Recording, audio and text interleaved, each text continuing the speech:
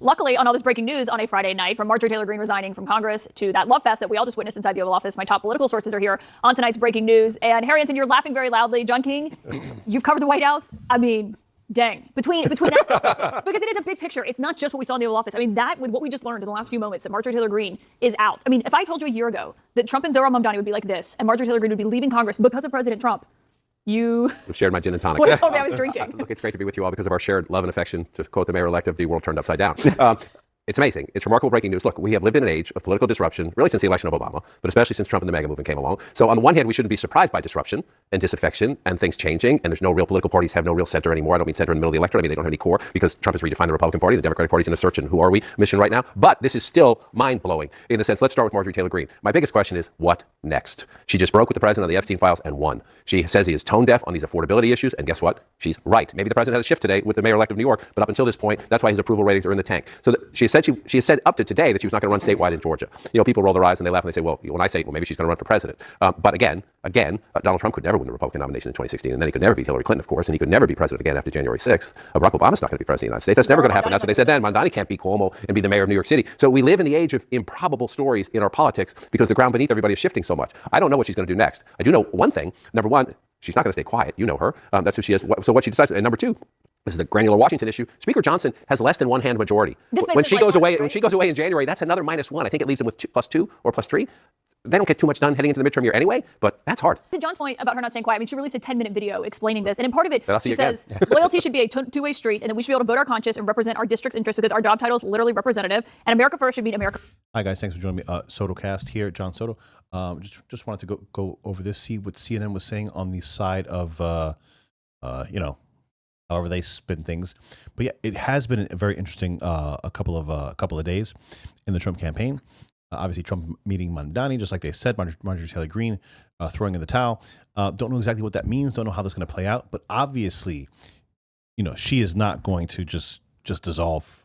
There is definitely something at play here, something that we need to think about, focusing on. I'm not really sure. I don't think anyone knows other than her and maybe some very small. Maybe Tim Dillon knows. I don't know. If anyone knows him, shoot him a message. But yeah. It's a wild ride right now.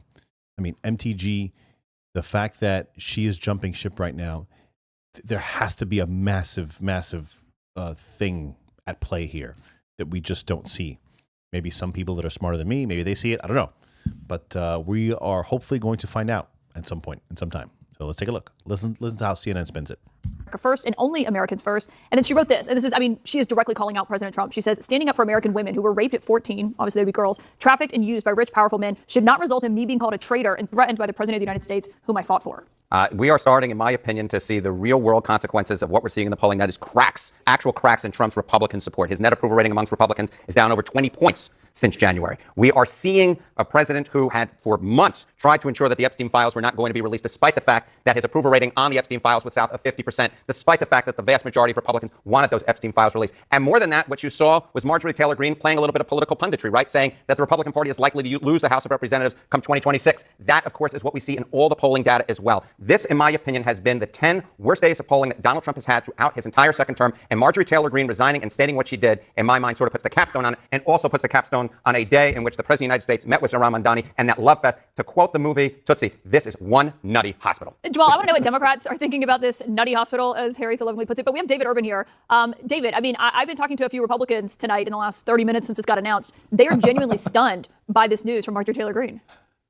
Caitlin, I listened and watched the full 10 minutes right before I sat down because, like you, it's hard to wrap your head around it. John gets it right, and everyone knows this. This is an administration that it's superlatives, unprecedented. This is truly an unprecedented day where his biggest supporter, by far, I can't imagine anyone who's taken more heat for Donald Trump since he's been in office than Marjorie Taylor Green, to her own detriment, has been categorized as crazy, nut job, etc. Today, yet she is castigated, thrown aside as a traitor, and as you correctly pointed out, he's embracing Zohran Mamdani, a Democratic socialist mayor of the city of New York, like they're fraternity brothers. I mean, it's crazy. And some of her verbiage is incredibly biting. She's not going to sit around like a battered wife and defend the president when impeachment comes in a few months. I mean, it is some pretty vitriolic language on her part. And, if you're the president, if you're Speaker Johnson, you can't be feeling too good tonight as you go to bed.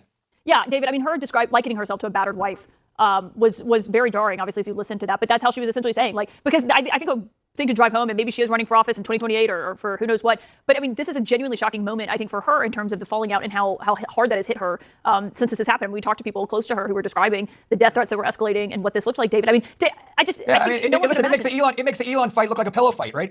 President Elon, this is a joke compared to that, right? I mean, the president has said some pretty sharp things at different people at different times, and most people brush it off. Obviously, Marjorie Taylor Green had no intention of brushing it off, and she said, look, she threw open the window and said, enough. I'm not going to put up with this anymore. I mean, Demosmans, what are Democrats saying right now? Well, first of all, to quote Don King, only in America, right?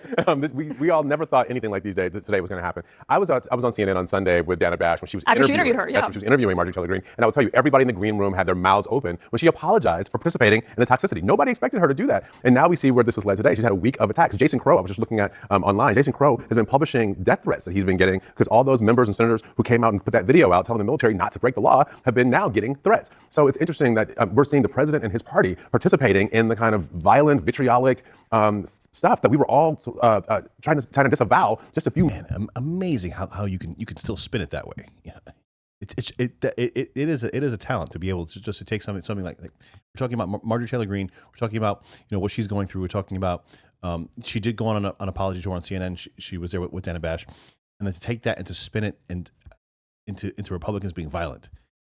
I don't know how you do it. You got to be pretty talented. I'm not that talented. But let's let these guys finish out and see where they come up on the other side. Guys, if you're still here, please, all I ask is just hit the subscribe button. That's all I ask. Thank you.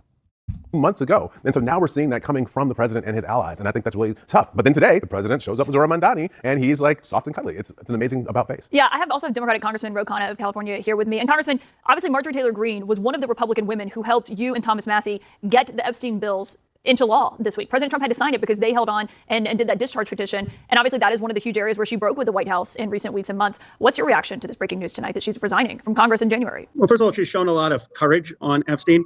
But I also think it's important that we look beyond the caricatures about her. I've gotten to know her quite well over the last 5 months. This idea that the only reason she's acting the way she is because Donald Trump refused to endorse her in a Senate race is just not the complete truth. I mean, maybe it's a small factor, but she genuinely believes against war. She was an anti-war person. She genuinely thinks AI is a real threat to jobs. She genuinely was moved by the survivors. I mean, she's been in tears with the survivors. And she probably has more populist instincts than J.D. Vance, who's the front runner on the Republican side. It would not surprise me if she runs in 2028. And I actually think she's more in touch with some of the populism that fueled Donald Trump's rise than Trump and Vance are these days. So it wouldn't surprise you if Marjorie Taylor Greene runs for president? It would not. I mean, I don't know. I haven't talked to her about that. But I will tell you this. She is in touch with a populist element of the Trump base that feels increasingly abandoned by Donald Trump. And and she really speaks about forgotten Americans. And she will tell you she was for Donald Trump when no one thought Donald Trump had a chance. But CNN probably wasn't even covering Donald Trump. I actually think that's a great point. She is someone who has been ride or die for Trump. But what is your view of his embrace of Zohran Mamdani and the way he did today? And I mean, every reporter in that room hit every sensitive touch point between the two of them. And he was defending Zohran Mamdani and sidestepping the issues and even said, yeah, you can call me a fascist. It's easier than having to explain it to people. But to see that moment parallel with her resigning, someone who was so loyal to him, I wonder what that says to you. Well, two things. One, Donald Trump's a good politician. I mean, it would be foolish not to say that. And he has a sense of humor, and he likes people who win. And Zohran Mamdani is a winner. Donald Trump also has a populist instinct. As someone who co-chaired Bernie Sanders' campaign, you saw Trump said there are a lot of things that Bernie voters that he agreed with. And what Zohran Mamdani has is a boldness. And I think, frankly, Trump respects that. I went out and campaigned for Zohran Mamdani when few people were. And Zohran Mamdani didn't move his issues. He was not afraid of standing for what he believed in. And he was not afraid to request a meeting with Donald Trump. And I just think we live in a populist age. People throw around the word authenticity. I actually think that's a bit cliched. What it is really about is boldness and risk-taking and courage. And Mamdani had that. And even though I disagree with him, Trump had that when he ran. And I just think Trump recognized that in Mamdani. Yeah, that's an excellent point.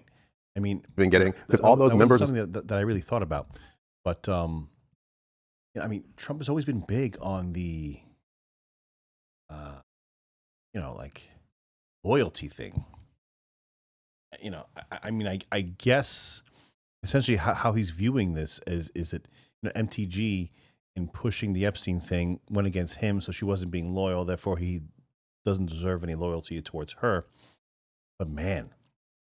There's definitely something big brewing. I'm not sure if it's going to be within the files, as I've said many, many times. I'm pretty sure there's dog shit in the files. There'll be a couple of names of people that they'll be the lambs to the slaughter. But on the whole, I don't think there's going to be much in the Epstein files. I think all that stuff has obviously been taken care of long, long time ago. if there were ever any files to begin with. But yeah, this is interesting times that we live in. Guys, please, if you want to follow me on the X, 6283talk on the X. Yeah, man. Tell me what you think. I mean, it's MTG for president. I don't know. It's going to be interesting. I know a couple of people that are endorsing her already. But yeah, going to be a fucking crazy ride. Thanks a lot for joining me. SotoCast, I'm John Soto. See you on the next video. Take care, guys.